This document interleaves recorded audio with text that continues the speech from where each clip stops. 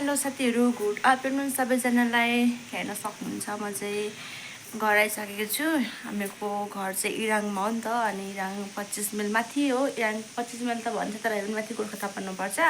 अनि अहिले चाहिँ यहाँनिर म मेरो भाइहरू छौँ। मेरो भाइ मतलब दिदीको छोरा छ अनि दिदीहरू हुनुहुन्छ। अहिले चाहिँ म यहाँनिर छु साथीहरू, घर आएको छु धेरै दिन बादमा। आफ्टर 6 मन्थको बादमा घर आएको है म चाहिँ।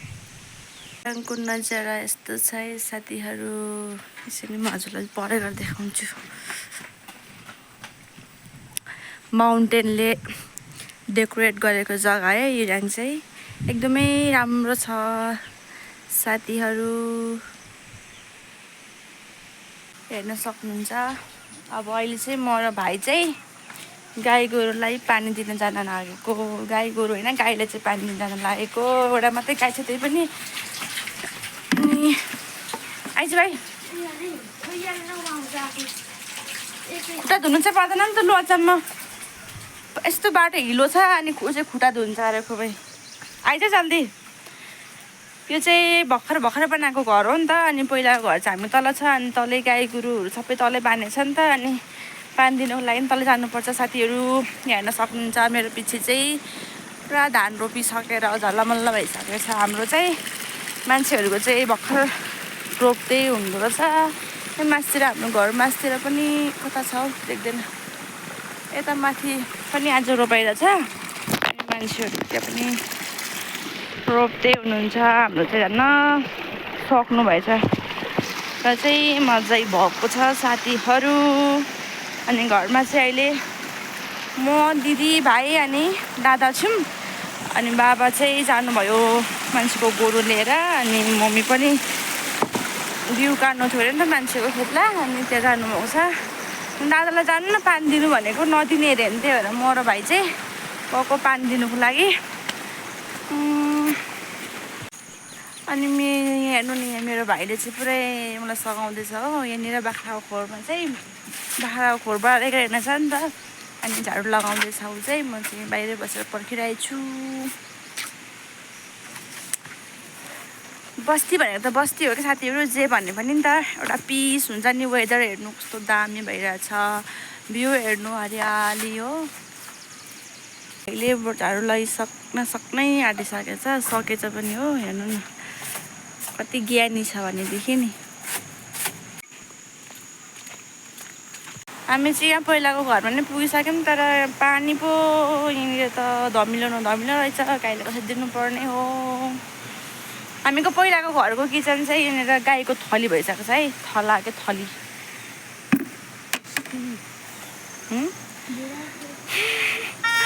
अर्को पनि बाख्राको घोडाको खोर पुरा मैलै रहेछ।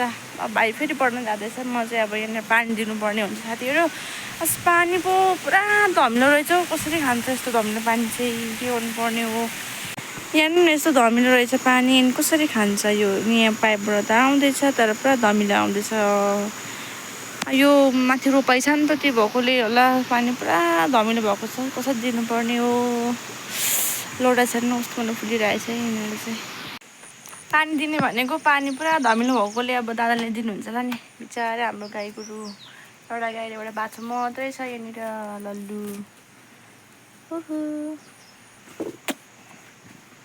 कति मिस लाग्छ यो घरलाई पनि। सानोदेखि जन्मेर हुर्केको घर हो, त्यही भएर माया त लाग्छ साथीहरू।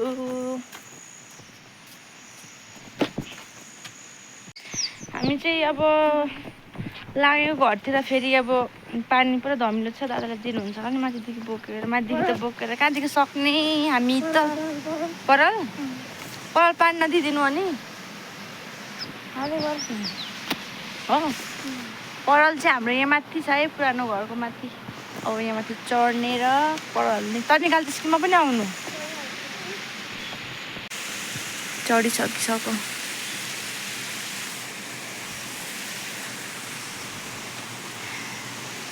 पहिला चाहिँ यहाँ थियो, अहिले चाहिँ यहाँ माथि। गाह्रो छ हौ तलतिर मासतिर। म चाहिँ हिजो आएको नि त यतातिर बस्तीमा इराङ, भयो 2टा मात्रै पुग्छ। अनि पुरा बाटो हिलो भएर गाडी यति साह्रो परेको होइन आउन, तर पनि आइपुगेँ। अब फेरि भोलि गइहाल्नु पर्ने छ, उता इम्फाल जानुपर्ने छ साथीहरू। भोलि चाहिँ भोलि जान्छु कि पर्सि जान्छु। भोलि सन्डे गाडी भेट्यो भने चाहिँ भोलि नै जान्छु, गाडी भेट्ने भने चाहिँ सन्डेमा जाने हो साथीहरू। चाहिँ अब हालिदिनु पऱ्यो।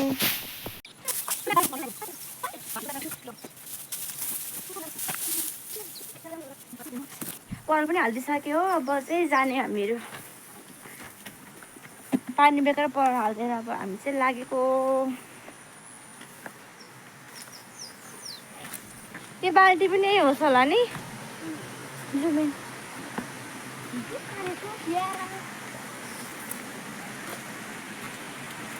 अब हामी चाहिँ फेरि गएको साथीहरू।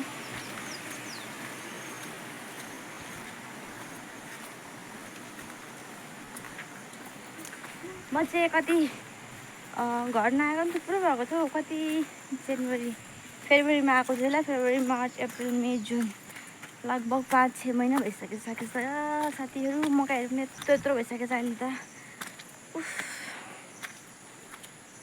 उठ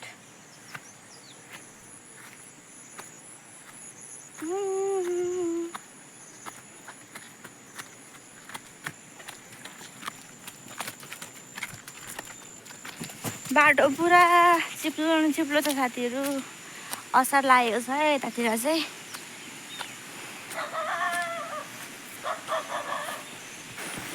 घर पनि पुग्यो फेरि।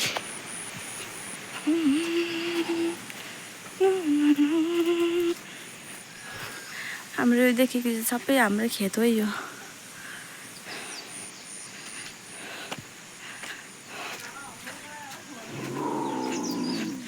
हो